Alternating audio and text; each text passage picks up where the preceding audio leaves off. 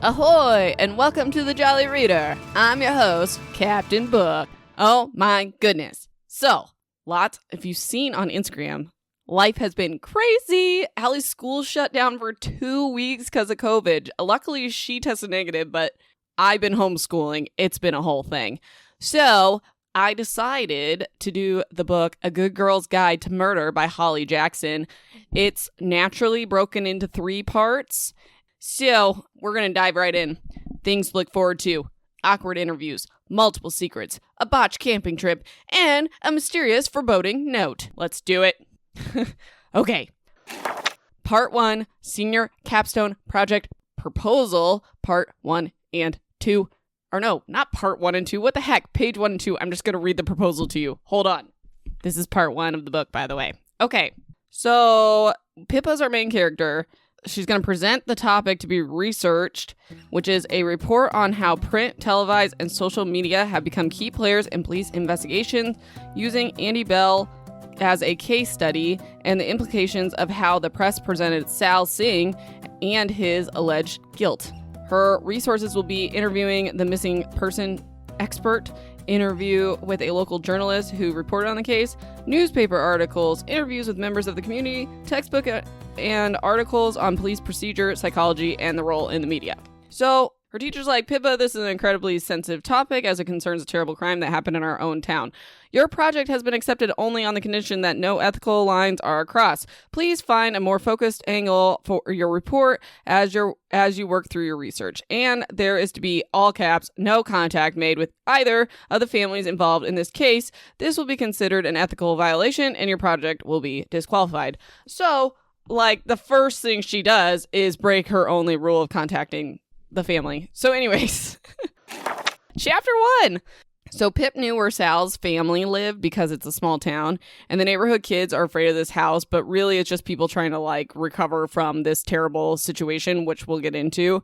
But, main premise is this girl goes missing, and her boyfriend is Sal is accused of murdering her, and then he takes his own life. Okay, so, like I said, Pip breaks the number 1 rule of her capstone project, and she knocks on the door to see Ravi, Sal's brother. And she's super awkward, but I really like her. And she introduces herself, and she asks if she can interview him for her senior capstone project. And he's like, what's it about? And Pip tells him about what happened 5 years ago. And Ravi says, why? And Pip responds with, because I don't think your brother did it, and I'm going to try to prove it. Yay. So throughout the story, there's these capstone project logs that she enters, and they're interviews word for word and research and information. So I'm just going to try to bullet point the important things that come out of this instead of just reading the interviews and stuff. So this first one was on 7/30/19. So that's July 30th for everyone. Anyways, capstone project log entry number 1. Pip's supposed to be recording the obstacles of her research and progress, but instead she's using this to record all her research because she doesn't know what will end up being important. She doesn't want her project to be what she proposed to Miss Morgan, that's her teacher. She just wants to find the truth, but she's using this as an excuse to interview people, etc., etc. So unlike Stevie in our last series and book and whatever, Stevie Bell, ugh. Pip doesn't think she can actually solve the case. She's not diluted, but she just wants the case to be opened back up and give reasonable doubt to Sal's guilt. So I'm going to read page 6 and 7, apparently, because that's what my notes say. Oh, this is just kind of information about what the initial report of the event was. So Andie Bell, but everyone calls her Andie, 17, was reported missing from her home in Fairview, Connecticut last Friday. She left home in her car, a white Honda Civic, with her cell phone, but did not take any clothes with her. Police say her disappearance is completely out of character. Police began searching the woodland near her family home this past weekend. Andrea was known as Andie, is described as white, 5 feet 6 inches tall, with long blonde hair and blue eyes. It was thought that she was wearing dark jeans and a blue cropped sweater on the night she went missing. This happened 5 years ago. So Andie was last seen alive by her younger sister Becca at 10:30. And her car was seen, I think, just by a neighbor or someone, leaving the home at 10:40. And her parents Jason and Dawn say that Andie was supposed to pick them up from a dinner party around 12:45. And when they couldn't get a hold of her and none of her friends knew where she was, they called the police at 3 a.m. to report her missing. So something happened to her between 10:40 and 12:45. Also, side note, what the heck kind of parents are like, yeah, can you pick me up from this party at 1 a.m.? I couldn't imagine doing that. But anyways, so then there's a transcript of the interview with Angela Johnson from the Missing Persons Bureau. So Pip wants to know the process of what happens when someone's reported missing. And Angela says the police get as much detail as possible to determine if this person's at risk. Age, disability, any behavior out of character would make them at risk, obviously. These things describe Andie because she was 17, so she wasn't technically an adult, and this was out of the ordinary for her to just run off or disappear or whatever. So immediately the police would look for clues that suggest the missing person has been a victim of a crime. They would also question neighbors, friends, and the teen's peers or boyfriends. We all know this, I would think. If you're even listening to this podcast, you probably like true crime in general. So anyways, Pip asks, at what point does a missing person case do the police assume they're looking for a body? But before Angela can answer, she has to go into a meeting, so her phone call ends. I will say first 48 hours, right? Is that that's just what I'm saying, but that's why it's the most important whatever. So Pip puts in these statistics in her notes or whatever. So it says that 80% of missing people are found within the first 24 hours. 99% are resolved missing person case in the first year. So that leaves 1% of people who disappear and are never found, and 0.25% of missing people cases are fatal. So Andie's body was never found, and most people have accepted she's dead. But Pip asks why, because such a low percentage, between 1% and 0.25%, this would happen to her. Not impossible, but whatever. But they say because of Sal, that's why people think that, or that's what Pip says. Chapter 2. Pip talks about her family, and we just get to know her a little better. But she has a mom and a stepdad and a little brother who's 9, a little half-brother, and a dog. But Pip doesn't consider her stepdad and her half-brother anything less than full family. Her bio dad died in a car accident when she was 10 months old. Okay, so from here on out, if I say Pip's dad, I'm referring to her stepdad, but I'm not going to point that out because she just sees him as her regular dad. Anyways, Pip mentions to her dad that she went and saw Ravi, but he was busy and she could come back Friday, or he said that. And Josh, that's her little brother, says she shouldn't. And Pip retorts that the Singh family did nothing wrong. Obviously, they're just suffering a tragedy. So the dad tells Josh, this is so weird to say because obviously that's my husband's name. The dad tells him to try to imagine if everyone judged you based on something your sister had done. And Josh says all Pip does is homework. And they start play wrestling. And Pip wonders if the Singh family ever laughed anymore like her family does. Don't worry, this gets juicy. We're getting there. We got to meet everyone per usual. So Pippa 7/31/19, July. Capstone Project log entry 2. Pippa is trying to piece together using police reports and newspaper articles and interviews of what happened that night. She wants to interview Ravi, the brother, obviously, of Sal, and Naomi, which is one of Sal's BFFs.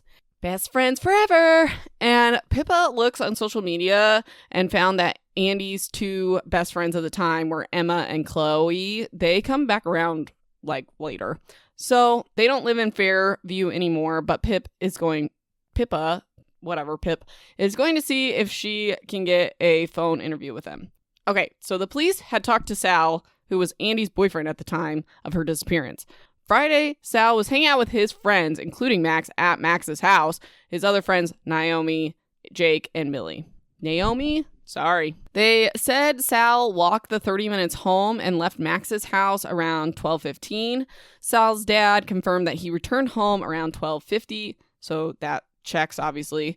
By Monday, there was a full search for Andie. On Tuesday morning, Naomi, Max, Jake, and Millie contact police and tell them they gave false information. They say that Sal asked them to lie, and he really left Max's house around 10:30. No one could find Sal. He wasn't at school.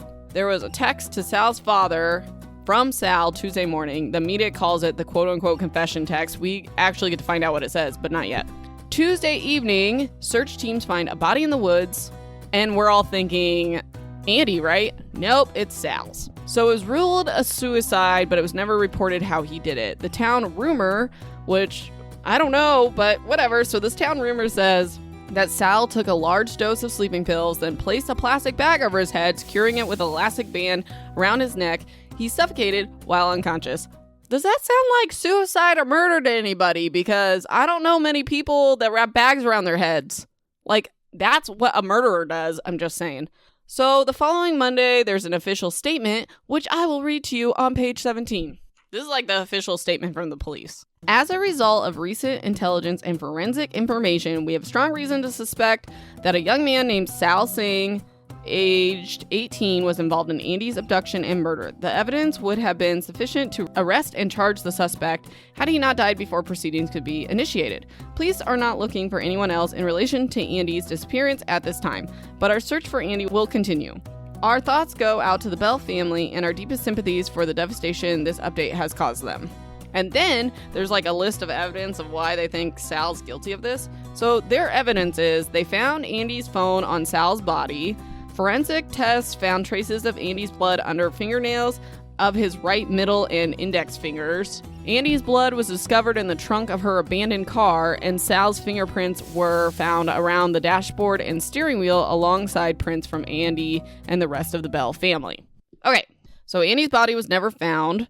The missing persons case was closed June of 2014, and she was officially declared dead 18 months later. Everyone in town is convinced that Sal murdered her, but Pippa isn't so sure, and neither am I. Chapter 3. So Pippa gets an emergency text from her BFF, Lauren, who's going through a breakup. Not sure if this is relevant, but it's my job to cover it. So they have this other friend named Kara. Kara? Don't know about that. Hold on. Okay, we're going with Kara. So anyways, Pippa and Kara go to Lauren's house. That's one of their other friends. And Lauren informs us that Tom broke up with her via text, which is just trash. Don't do that. Do it in person. Hello. So anyways, Lauren worries about being the third wheel to her friends now. And Pippa says, no, we're all best friends. And including the 3 mediocre boys that we let hang out with us. Their names are Ant, Zach, and Connor. They're like kind of not important, but they do come back around in the last chapter of this section. So anyways, Pip thinks about how she's known Kara the longest, and they've been inseparable since they were 6 years old. Pip was only 10 when Kara's mom was diagnosed and died. I'm assuming with cancer. It doesn't say like specifically. And then Pip was also supportive when Kara came out 2 years ago, and Kara's family is like a second family to Pip. Okay, so the dad, Kara's dad, is Mr. Ward. He's Pip's history teacher as well. And then Kara's older sister is conveniently Naomi, which is Sal's best friend. So we get into all that. I have my suspicions. So Kara asks about Pip's capstone project and imagines that Pip will want to interview Naomi soon. And Kara's just like, Naomi will agree to do this, but ask Pip to go easy on her. And Sal was her best friend, so like obviously it's a sensitive subject. Pippa, August 1st, 2019, capstone project log, entry 3. So Pip understands that she needs to be, oh Lord, I forgot about this part. Okay. So Pip understands that she needs to be aware of confirmation bias since she thinks Sal's innocent. So she's going to get an interview via phone with this trash monster of a human being, Stanley, who was a journalist that covered the case at the time. You'll see, he's horrible.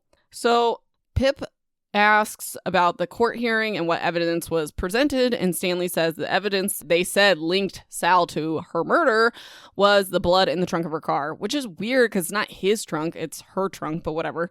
It was believed that she was murdered and her body was put in the trunk to be transported elsewhere. And then this is like a quote from Stanley, that something that was said during the court trial. And it says, it seems clear that Andie was the victim of a sexually motivated murder and considerable efforts were made to dispose of the body.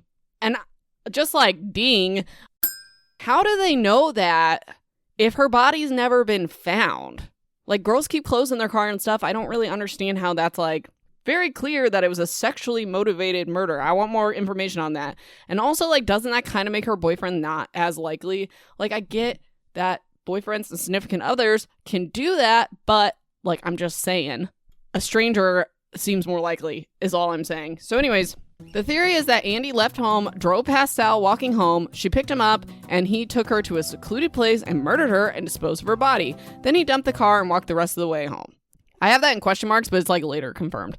So Pip gets on Stanley for calling Sal a murderer and a monster and not using the word allegedly at all because obviously there was never a trial and her body was never found. So we don't even know if she's murdered, but I'm just saying. Pip also asked Stanley why he's so convinced Sal did it. And Stanley says that it's always the boyfriend, right? And Sal was Indian. Like, excuse me. So Pip's like, he was born and raised in the U.S. and what difference does it make, you trash can? And Stanley believes that Sal thought Andie was his property and was enraged that she wanted to leave him or something because he's Indian. Like, ugh, disgusting. So Pip and Stanley get in a fight because he's a racist POS. And Stanley says before he hangs up, they weren't allowed to print it, but they found a death threat note in Andie's school locker. But, like, I don't know how they know that's specifically from Sal. That doesn't come up yet. But anyways, after the conversation, Pip makes a murder map, which I can post on my Instagram if need be. I haven't used it yet, though. She notes that there were several ways for Sal to walk home, but she picked the most logical one. Also, it takes 18 minutes from where the car was dumped back to Sal's house. If Andie and Sal interception happened around 10:45, that would give Sal an hour and 35 minutes to commit the crime, which obviously is reasonable. Pip notes that it seems like Sal and Andie planned on meeting up because they both left their houses the friend's house. They both left at the same time, which seems more than coincidental. And the police never mention any communication between the two about a meetup, but Pip says, like, why wouldn't they just plan for Andie to pick Sal up at Max's house? Like, why is he walking? It all seems like odd. Chapter 4. It's Friday, and Pip is at Ravi's house for the interview. Like he said, she could come back. She brought muffins because she's a weirdo, but I love her. And Ravi opens the door, and he was like, I was not expecting you to come back. And he awkwardly, like, invites her in and makes them coffee. There's, like, a whole back and forth. Anyways, his parents aren't there, and if they were, Pip wouldn't be there because they don't like to talk about the situation at all. And Ravi says if he says out loud, like, I miss my brother, people will think he's a monster. But Pip doesn't think so, because obviously. So, Pippa, August 2nd, 2019, capstone project log entry for transcript of interview with Ravi. Really sorry if I'm mispronouncing that, by the way. So, I'm just going to list, like, the main things we learned from this interview. So, Ravi is currently 20 years old, and Sal was 3 years older than him. Pip asks if Sal was acting strange the night of Andie's disappearance. Ravi says no, Sal was his normal upbeat self, and Ravi was already asleep when Sal came home that night. But the next morning, Sal was still acting normal and was in a really good mood. So Ravi tells Pip that Andie's parents didn't really know Sal, and he had never been to their house or anything, like her house. And Andie did come to their house sometimes, and Sal and Andie had been together for about 4 months. After Sal found out Andie was missing, he would call her phone every few minutes and it would go straight to voicemail. He kept calling her through the weekend and even Monday. Pip and Ravi agree that this would be weird if he already knew she was dead, I say, or clever, and especially if he had her phone hidden somewhere in his room, because when he's found, the phone's on him. So this was like, I don't know. At some point during all this, Sal had said to Ravi, everything Andie did was deliberate and maybe she'd run off on purpose to punish someone. And Pippa asks who Andie would want to punish. And Ravi says, I don't know her like well enough to say that, but I would think the someone she's talking about is her dad, Jason Bell. And Ravi can't remember anything specific, just that she didn't seem to have the best relationship with her dad. And then the police contacted Sal on Saturday afternoon, and the police recorded the interview. So she's like, oh, I can like find that, hopefully. So then she's like asking about the relationship, and Ravi says that Sal seemed pretty happy that he landed the prettiest, most popular girl in school. And Ravi always thought that Andie would bring drama because she seemed to thrive on it. She's one of those people. And the parents liked her okay, but like obviously they didn't really know her or whatever. So the evening that Sal's friends came to check on him is when Pip thinks that Sal asked them to lie for him about the alibi. And Pip and Ravi just kind of think like Sal was probably worried that if he told the truth, he would have no alibi and it looks bad for him. So basically it doesn't mean he's involved, just made bad decisions as a teenager. So Monday, the police went through Andie's locker and Sal seemed off, but like his girlfriend just disappeared. So that's not that weird. And then Pip tells Ravi he doesn't have to talk about what happened on Tuesday, but he wants to. So they got to school together and Sal stayed in the parking lot or whatever, and Ravi went in for some sort of like meeting. And that's the last time he ever saw him. And he was just like, see you later or whatever. So then Ravi's mom tried to call him around 2 in the afternoon to see if he could get a hold of Sal because the police really wanted to talk to him again. And the dad showed Ravi the last text like that I was talking about earlier from Sal. So the text says, "It was me. I did it. I'm sorry." And I said, okay, anyone can send a text. And I say, did what? Like, what? I did it? Did what? We don't even know she's murdered, technically. So anyways, that evening, the police came to the house saying they found a body in the woods. They thought for sure it was Andie, but obviously we know it was Sal. Pip asked about the sleeping pills, and Ravi confirms that, like, his dad had a prescription for insomnia. So, like, yes, he could have gotten hold of sleeping pills. So Ravi never once thought Sal was suicidal. He was the happiest person there was. Red flags, though. Like, happy people doesn't mean they're not suicidal. Just saying. So Pip asked if Ravi thinks Sal killed Andie, and he says no. Sal never lost his temper and never got into fights. The police evidence is bad, but Ravi can't believe it. Ravi asks why Pip chose this for her school project, and Pip says her best friend is Kara, whose sister is Naomi, obviously. So Ravi's like, oh, Naomi was nice. Like, she used to follow Sal around like a puppy and was like 100% in love with him. And Pip's surprised by this. Like, this is new information to her. So Pip goes on to explain that she isn't specifically doing this for Naomi, but she did know Sal pretty well because Naomi and him were friends. So he was like at the house and she was at the house because she was friends with Kara or whatever. Kara? What's her name? Anyways, Sal taught Pip her first swear word, which is the S word, if anyone's curious, and how to flip pancakes, and how to get kids in middle school to stop bullying her. And Sal had always been a hero to her, and she just can't believe that he did this. Pippa, August 6th, 2019, Capstone Project Log Entry 5. Pip has been researching how she can get a copy of the police interview with Sal.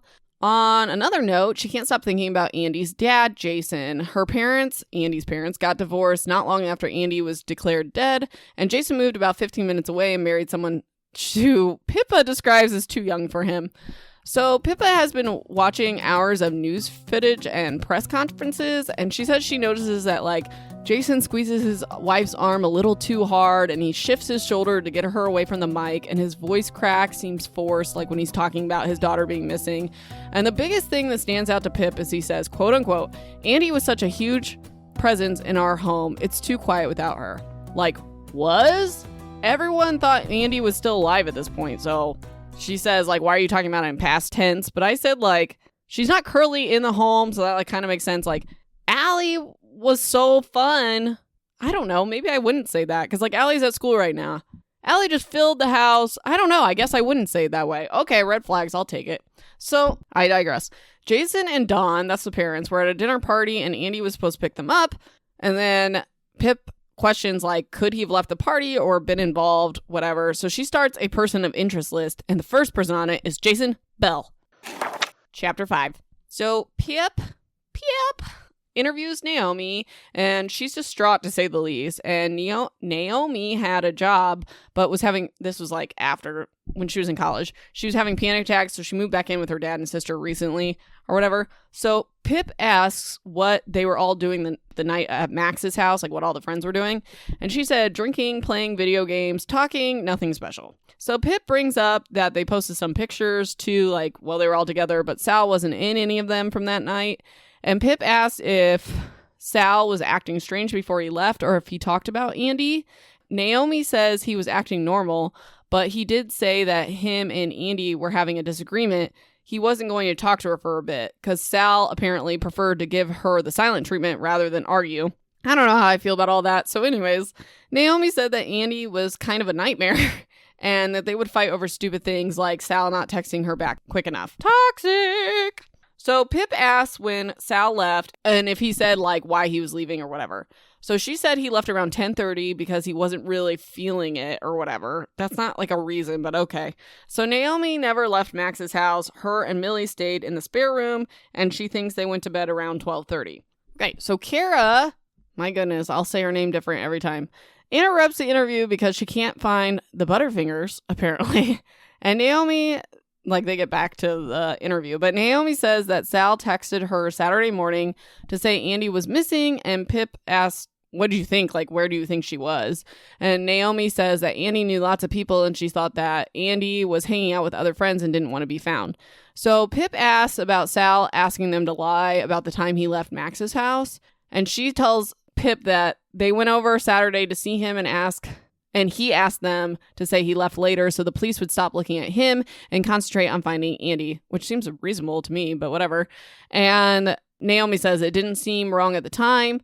And then, like, Pip's like, well, what was he doing between 10:30 and 12:15 then? And Naomi's like, I didn't ask him. I don't know, which is weird because you'd be like, well, why am I lying? Where were you? So anyways, Pip asks why the four of them decided to change their mind about providing an alibi for Sal on Tuesday. They had all agreed that they didn't think Sal had done anything wrong, so it wasn't a problem telling the truth to the police.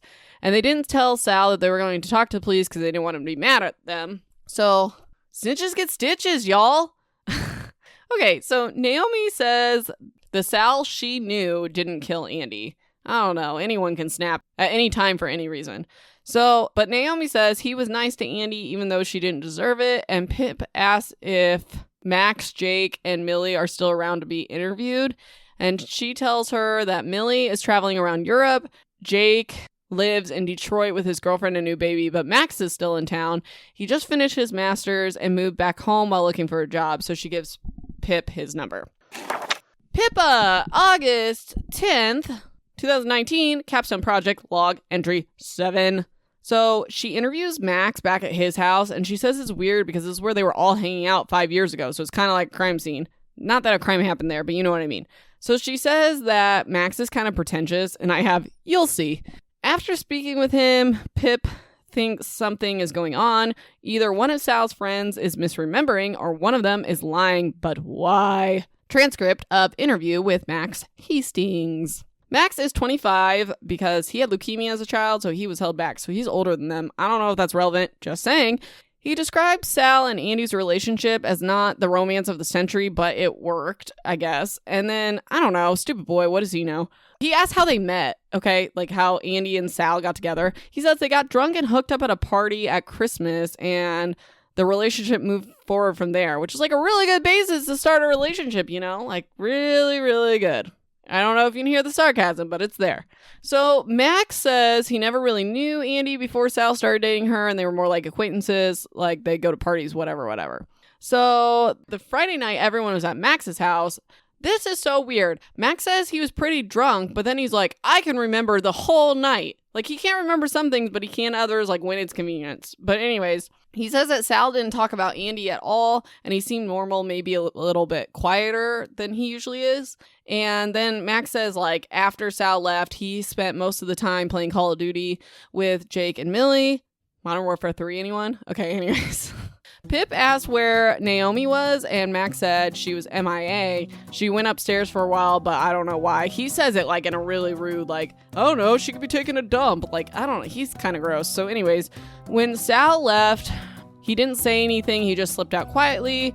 And the next day they went to see Sal, and he said things were looking bad for him. So if they could help him out and change the time of when he left, like whatever, because they're friends.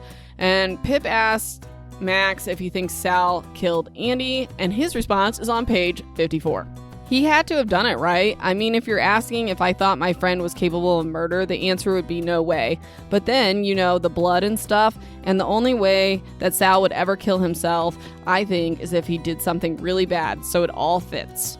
So, there's inconsistencies between, like, Max's recollection and Naomi's recollection. Why can't I say that? Obviously, like, if Sal talked about Andie or not, if he slipped out without saying anything, or if he was like, I'm not really feeling this. And I say, ding! I think Sal and Naomi were hooking up, and he did say that to her, or they were, like, alone during that time, but Max didn't hear it because he was downstairs with the others, or whatever. So Pip describes Naomi as mild-tempered and like an older sister to her, but she knows Naomi didn't like Andie. Could she have killed Andie out of a jealous rage? This is like Pippa thinking. And then maybe Sal stumbled across the scene and helped his best friend dispose of the body, but he had so much guilt, the only escape he could think of was death. Pip feels confused, but adds to her list of persons of interest, which is now Jason Bell and Naomi Ward. Chapter 6. So Pip's at the grocery store with her mom when she sees Ravi, and he shakes the mom's hand and explains that they normally shop out of town, but there was a milk emergency, whatever, it's adorable. So Pip's mom's like, I actually know you because I was the realtor and sold the house to your parents like when you were 5 years old. And whatever. So they get to the cash register and the lady is being a dick. And she recognizes Ravi and is just looking at him with disgust. Okay, this man did nothing wrong. Like nothing at all. He just exists. So anyways, he tries to pay with cash and she won't take it because she doesn't want him touching her. And Pip cuts in and is like, why? Are you contagious or something? And the lady's like, I'm going to go get a manager. And Pip's like, good, I want to complain in person. Meanwhile, this is me. So meanwhile, Ravi just drops the cash on the counter and leaves with the milk, and Pip runs after him in the parking lot, and he says, I don't need some kid I hardly know fighting my battles for me. I'm not your problem. You're only going to make things worse. And Pippa obviously feels deflated because she was just trying to help. Like, what the heck? Pippa, August 16th, 2019, Capstone Project Log Entry 8. Transcript of interview with Elliot Ward. This is Kara and Naomi's dad / Pippa's teacher. So he taught Sal in AP classes, and he even helped Sal apply to Yale, which Sal ended up getting accepted to. And Pip asked if he taught Sal the Monday after Andie disappeared, and Elliot says yes. And Sal was distraught but worried about Andie, nothing unusual due to like the circumstances. He didn't see Sal the day that Sal took his life because Elliot called in sick that day, which is super freaking sus, if you ask me. That's in there for Josh, too. He better have laughed. Anyways, the school did call Elliot about Naomi being interviewed that day about the alibi. Obviously, she was a minor. So Pip asked if he thinks Sal killed Andie. His response is on page 61. I mean, I can understand how easy it is to convince yourself he didn't. He was such a lovely kid, but considering the evidence, I don't see how he couldn't have done it. As wrong as it feels, I guess I think he must have. There's no other explanation. Okay. Then Pip asks if he taught Andie as well, and he says no, but then he's like, oh yeah, I did. She was in the same class as Sal sophomore year, but I didn't know her very well. Super suspect. Like, I have so many theories about this. So anyways, my next note says, I think he knew her too well, if you know what I mean. So Ravi never mentioned Yale to Pip and wonders what else he had mentioned about Sal. But after the milk incident, she doesn't know if he'll ever talk to her again. Also, Pip thinks that Sal was super smart, so why would the evidence so directly point to him? Like, someone that intelligent should be able to, like, get away with murder a little more easily. She also spent time with Naomi that night, like, after this interview with the dad, and she's keeping her on the person of interest list, but says there's no way she murdered someone she's too nice or whatever. So I say right here, wild theory with barely any information time. So this is what I'm saying. Naomi took out Andie because she hooked up with her dad, Elliot, and she was jealous of the relationship with Sal. Okay, there you go. Weird theory. Don't know. I have no reason to even think that, but that's where I'm at. Chapter 7.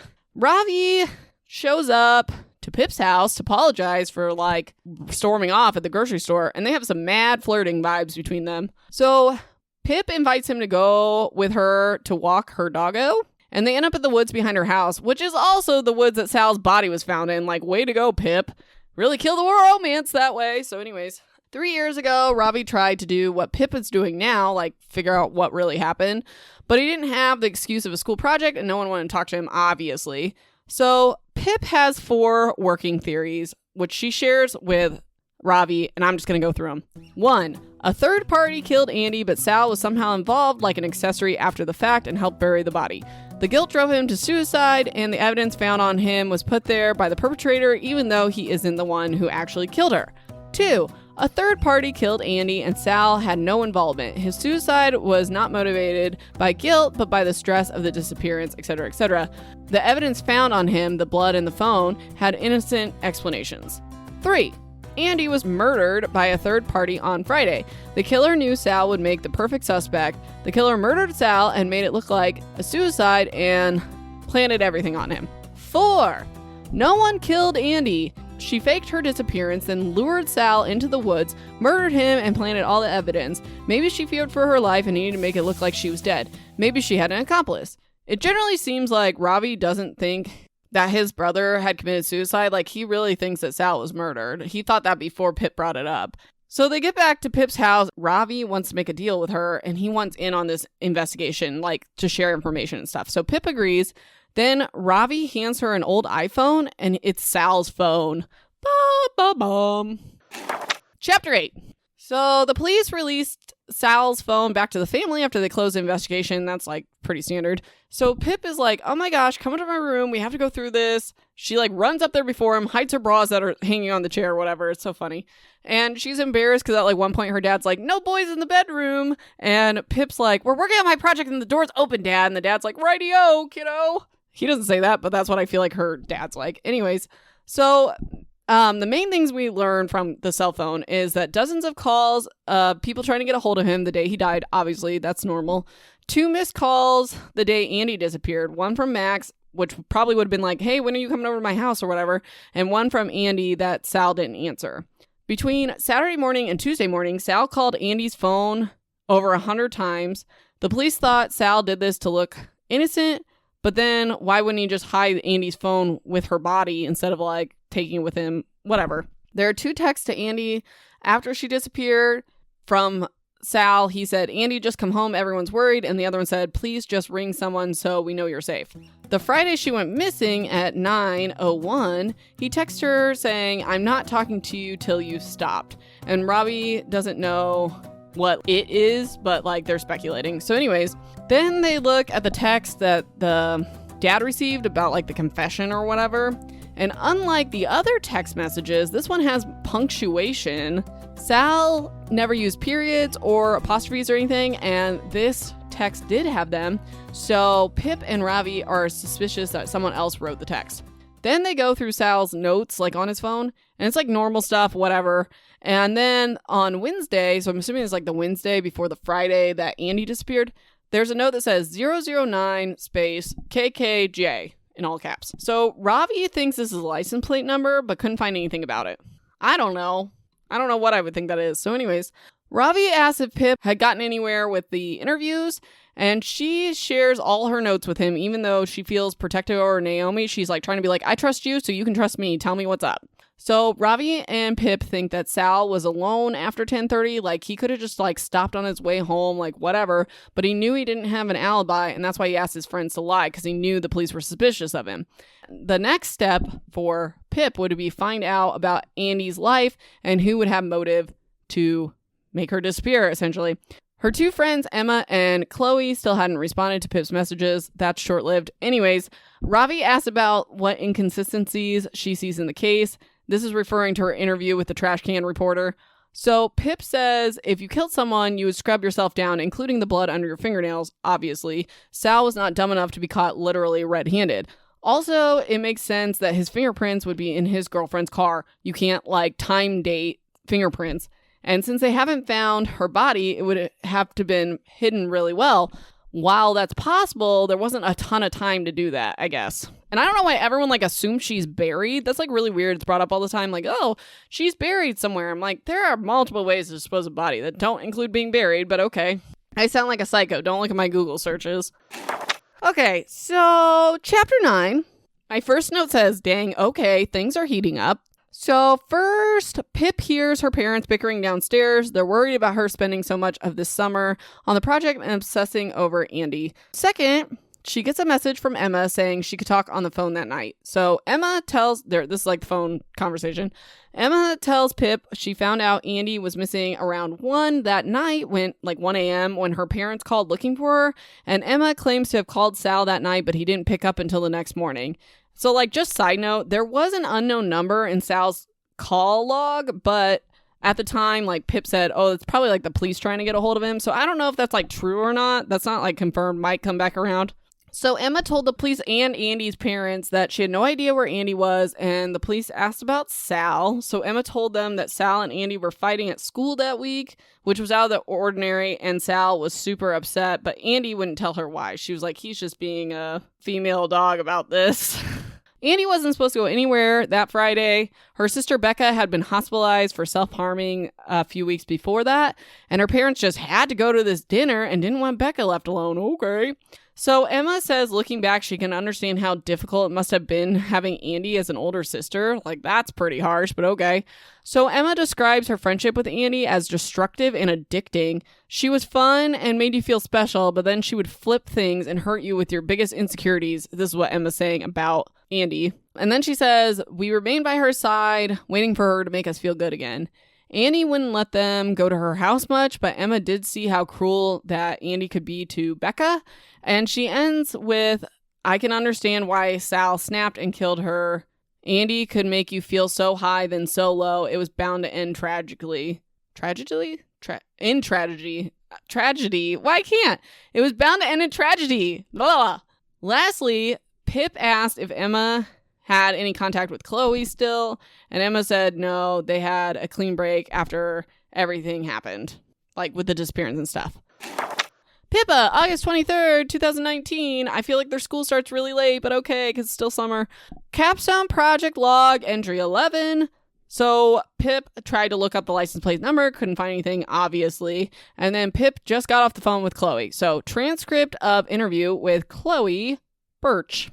Sal was nice to Andie, and she thought that he was hot. This is all according to Chloe. Chloe thought that Sal would mellow Andie out, but he didn't. Andie always had some drama going on. And Pip asked if Sal and Andie were serious, and she's like, what do you mean serious? She's like, sleeping together, I guess. And Chloe says, well, they weren't actually. And then Pip's like, well, so Andie was a virgin? And Chloe's like, no. This whole time, Chloe's very annoyed and doesn't seem to be wanting to be any part of this. And she's like, none of this is relevant. None of this is relevant. So anyways, Pip asks if Sal and Andie were exclusive, and Chloe pauses a little too long before she says, yes, of course. So Chloe said that Andie liked to keep secrets, like where she got all her money from. Andie was always buying nice things for herself and her friends and had designer clothes and stuff. Pip asked if there was any reason you would think Andie ran away, maybe because of her dad. This strikes a nerve, and Chloe says Andie had it too good to run away, and Chloe says it's inappropriate to be talking about Andie's relationships all these years later, and ends the conversation. But right before she ends the conversation, Chloe says, you're not going to get to know Andie from a few interviews. It was impossible to know her even when you were her best friend. Okay, so they get off the phone, or whatever. Pip gets a horrible but brilliant idea. So since Chloe and Emma had not had contact with each other after all this, Pip pretends to be Chloe and is texting Emma using a pay-as-you-go SIM card. So Pip text says, oh, this kid's been interviewing me. Has she tried to contact you too? Blah, blah, blah. This is Chloe. So Emma's responding, and Pip's like, did you tell her anything about Andie's love life?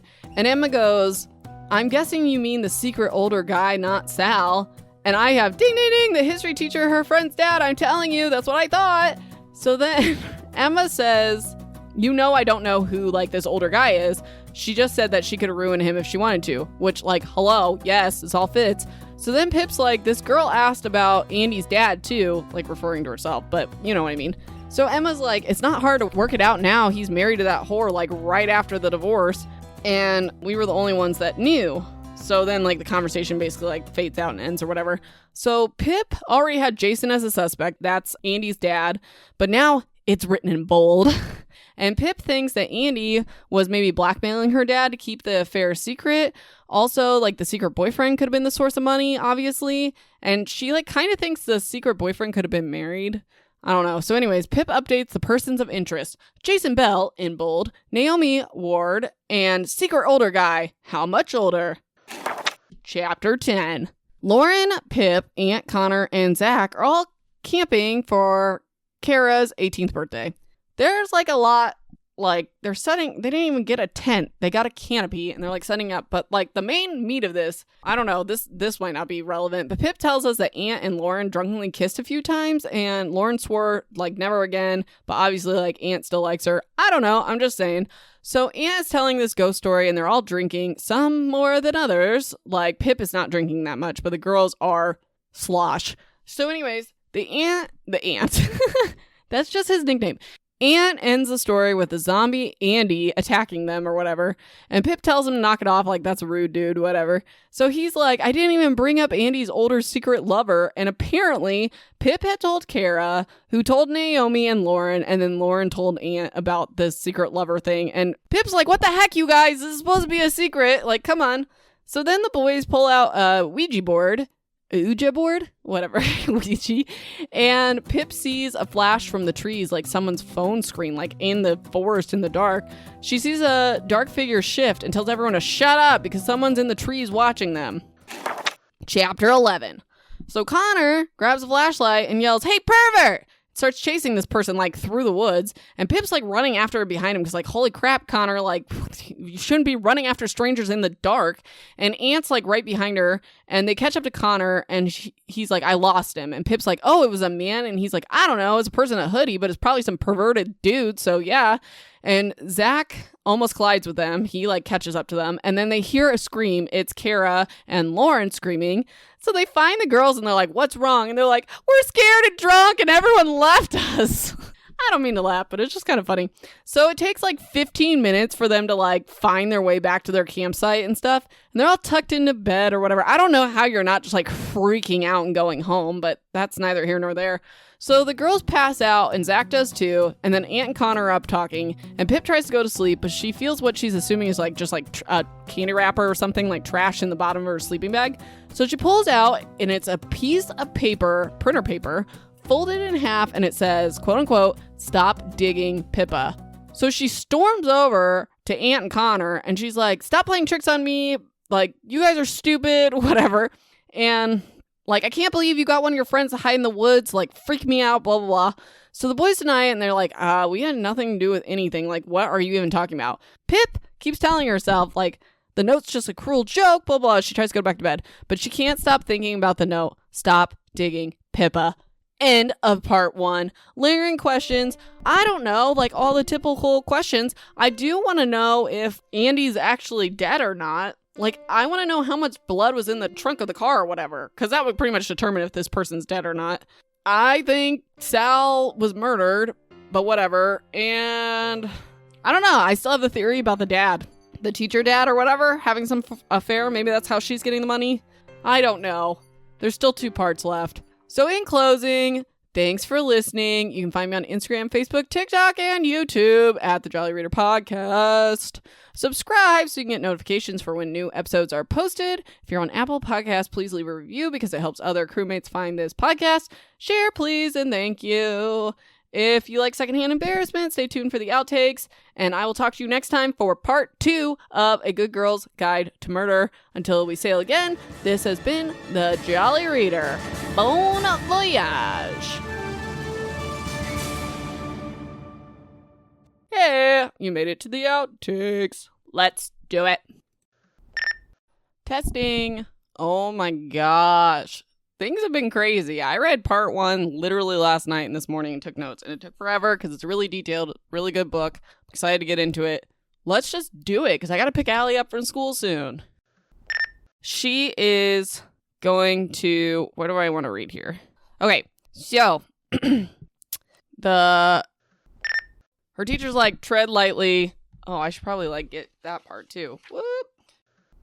As a result of recent... Bleh. So, Kip. So, how am I saying her name? Kara?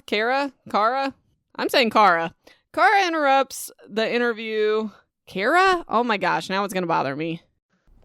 Tired of talking, holy moly. So, Andie wasn't supposed to go anywhere that Friday. Sunshine, we're almost done and you're balking? Anyways. So, Pippa. I am Allie, and you are listening to my mom.